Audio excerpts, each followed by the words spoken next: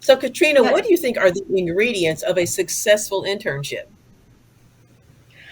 That's a great question. It really is a commitment on the parts of all parties to provide an excellent educational opportunity for students.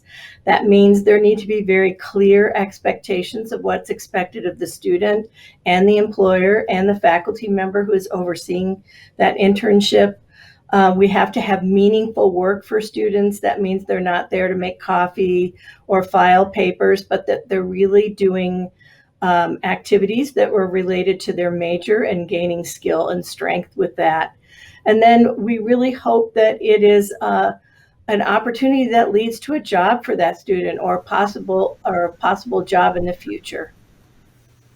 And Joe, same thing? Yeah, yeah, meaningful project work. I think, having that consistent feedback, mentor is important. The social opportunities and network. At the end of the day, they are networking themselves into this opportunity as they graduate. So, and then, training, what training opportunities, these individuals could, get involved with, and then just making firm connections and lasting connections. Because I think with the talent pipeline challenges right now, internships are so important for employers to build a better talent pipeline. So, Cindy, is it all about those connections? oh, absolutely. Absolutely. It really does make a difference in terms of networking, making sure you're connecting with people that they can see you shine on the job, that you're bringing that energy and enthusiasm, that knowledge from the classroom that you just learned. So important, so important. So, personal advice, what would you tell a student who's trying to get an internship or a job? What personal advice would you give them, each of you? Joe, let's start with you. Yeah, my advice would be, meet as many people as you can there. Learn about the company. Maybe set some smart goals for yourself. Ask lots of questions. I think a mentor is so important, and continue to, work with that mentor. Ask questions of the mentor. Embrace the opportunity. Are some of the suggestions that I would have. The internship is supposed to give you experience that's going to help lead you to the job that you want after graduation, right? So you really need to set some ideas and have goals in mind of what you want to accomplish, like Joe said. But you also need to be able to be prepared to talk to an employer. You need to be able to, as I like to say, you need to be able to let an employer know what you learned in the classroom and how you can make an impact on the company day one. And so sometimes practicing those interview skills are important, making sure your resume really reflects you and the skills and abilities you have. All those are an important part of landing that internship. I think another really important piece is to make sure you're taking advantage of all of the opportunities to develop yourself that are available through your university or your high school. Um, we have a lot of things that are in place that students don't always take advantage of, like the mock interviews and the resume reviews. And then we have places where they can search for internships, software programs that connect students with opportunities, and other kinds of things through the state of Indiana that help support students in internships. And then I also recommend to students that they really milk the network around them. That means people that they know who work for companies, perhaps their parents' friends, talking to them about their jobs and whether they have internship programs. Okay. Yeah, Tara, The I'd way also add Parker Dewey.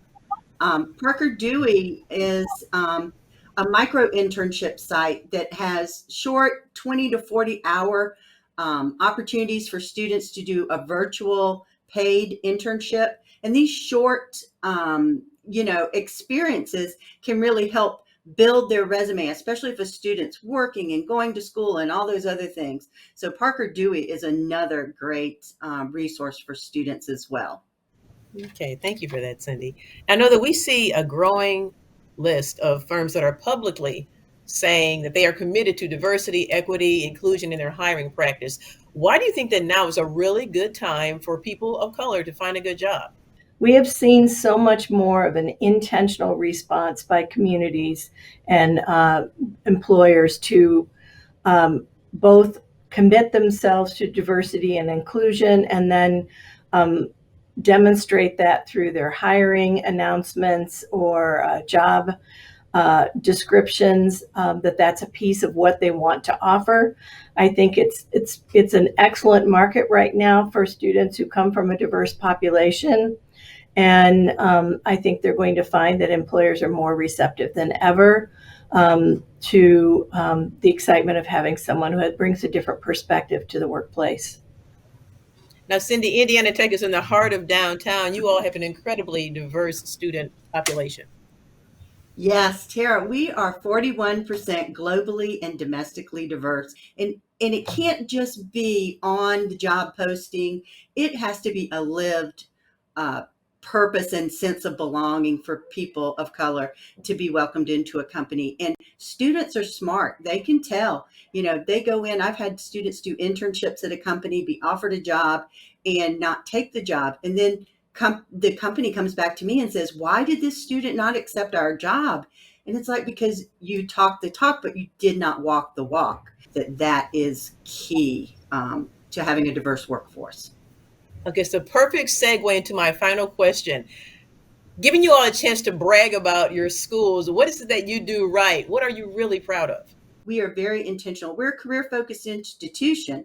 And so in the Career Center, we want to make sure that our students, become confident, competent, polished professionals. Like I said, who can articulate to an employer what they learned in the classroom, what they learned in their internships, and how they can make an impact day one. We really stress getting that practical experience along with the career focused degree. Katrina, your turn to brag. I think we all know that USF is known for their healthcare programs. I'm happy to say that 62% of our students are involved in healthcare, and we have very high testing rates in each of those healthcare programs. So that means that 96.9% of our students either had a job, were going on to grad school, or going into the military or some kind of other service-oriented field. We believe that's something to be very proud of. All right, Joe, bring it home. Yeah, so Ivy Tech, something just recently came out. Ivy Tech, added 3.9 billion in income to Indiana's economy and supports about one out of every 70 jobs in Indiana. So very important to our workforce. Ivy Tech's the most affordable in the state as well. And then also we work a lot within skilling up individuals on short-term training. So very proud of the work that our team and the college in general has done, and the commitment to supporting, not only our service area, but the state of Indiana. And on that note, we're going to wrap things up. Cindy, Joe, Katrina, thank you so much for sharing your information and for the insight you provided today. Thank you.